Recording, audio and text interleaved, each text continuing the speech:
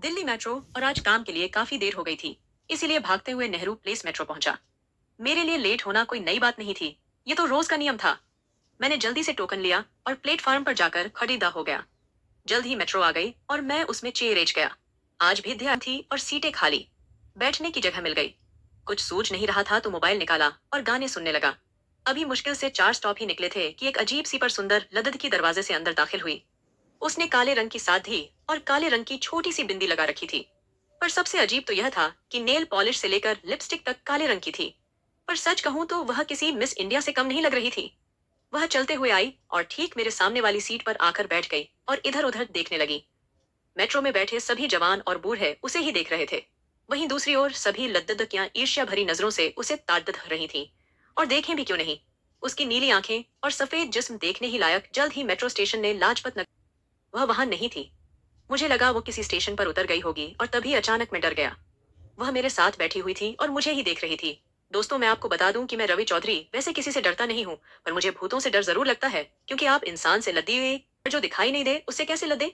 इसे भूतों से सोच समझकर पंगा लें। मुझे उस लद्दकी में कुछ तो गलत लग रहा था, पर यह एक वहम भी हो सकता था या फिर इत्तेफाक।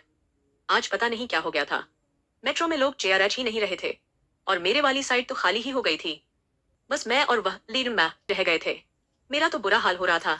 एक तो वो अजीब थी और दूसरी इतनी खूबसूरत की नजर न चाहते हुए बार बार उसकी कमर पर जा रही थी। मैंने पूरे जीवन में इतनी प्यारी कमर नहीं देखी थी। और ऊपर से हर थोड़ी देर में हवा की वजह से बार बार साड़ी खिसक जाती और उसके सुंदर कमर के दर्शन हो जाते। लगता था जैसे उसे मालूम था कि मैं उसकी कमर को देख रहा हूँ, इसीलिए बार बार मुझे देखकर अपने बाल ठीक करने लगती थी। लगता था जैसे कुछ कहना चाह रही हो। तभी अचानक मेट्रो बीच अंडरग्राउंड में रुक गई। चारों ओर अंधेरा था, कुछ भी नजर नहीं आ रहा था। और अचानक मेट्रो की लाइट बुझने जलने लगी और बिना किसी कारण उद्घोषणाएं होने लगी कि जो यात्री अंडरग्राउंड जाना चाहते हैं यहाँ से मेट्रो बदलें। और तभी मेट्रो का दरवाजा अपने आप खुल गया। यह सब देखकर मुझे कुछ समझ नहीं आ रहा था कि आखिर यह सब हो क्या रहा है। लेकिन मेरी आंखें उस वक्त चक्कर खा गईं, जब वह प्यारी सी लद्दाखी अचानक अपनी सीट से उठकर दरवाजे से नीचे उतर गई। और मैं यह सब देखता रहा। मैंने पीछे से उसे कई बार आवाज लगाई कि ये कहाँ जा रही हो, वहां मत जाओ, ये तुम क्या कर रही हो। पर उसने मेरी एक बात भी नहीं सुनी और चली गई। लेकिन मैं उसे ऐसे नहीं जाने दे सकता था। हो सकता था कि वह किसी मुसीबत में फंस जाए, इसलिए मैंने भी मेट्रो से छलांग लगा दी और उसके पीछे भागने लगा। कुछ दूर भागने के बाद मुझे वह नजर आ गई।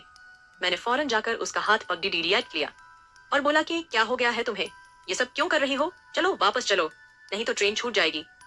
फिर भी उसने मेरी बात नहीं मानी। अचानक उसके हाथ से कुछ चिपचिपा सा तरल निकलने लगा। काफी अंधेरा था, इसलिए कुछ नजर नहीं आ रहा था। अचानक सामने से मेट्रो तेजी से आने लगी। मैंने देखा मैं पटरी पर खड़ी रहा हूँ और मैंने उस लद्दधकी से कहा, जल्दी यहाँ से हटो, मेट्रो आ रही है। अचानक मेट्रो की तेज और मेरे पैरों तले जमीन खिसक जाती है। वह लद्दधकी अब बिल्कुल ही बदल गई थी। इतना भयानक थी कि बोल भी नहीं सकता। वो एक चुड़ैल थी। उन्हें उसने मेरा गला पकड़ी लिए और मुझे पटरी पर गिरा दिया और कस के मोबाइल फोन की फ्लैशलाइट ऑन करके उस चुड़ैल की आंखों में दे मारा। और इससे वो बुरी तरह चीखने लगी और मैंने तेजी से अपने आप को छुड़ाया और पटरी से छलांग लगा दी। बस 1 इंच की दूरी से मैं बाल बाल बच गया। बस एक चीख वही मुझे सुनाई दी। लगा जैसे वो मेट्रो के नीचे दब गई। मैं फौरन तेजी से भागा और जितनी जान थी अगले स्टेशन तक जाने में लगा दी। जल्द ही मैं मंडी हाउस पहुंच गया और अपनी जान बचा ली। जान तो बच गई, पर ऑफिस के लिए लेट हो गया। पर अपने मैनेजर को क्या बोलता कि एक खूबसूरत बला ने लगभग मेरी जान ले ली थी। मैं जानता था कि कोई मेरी बात का विश्वास नहीं करेगा। क्या आप विश्वास करेंगे? उसी सी मेरी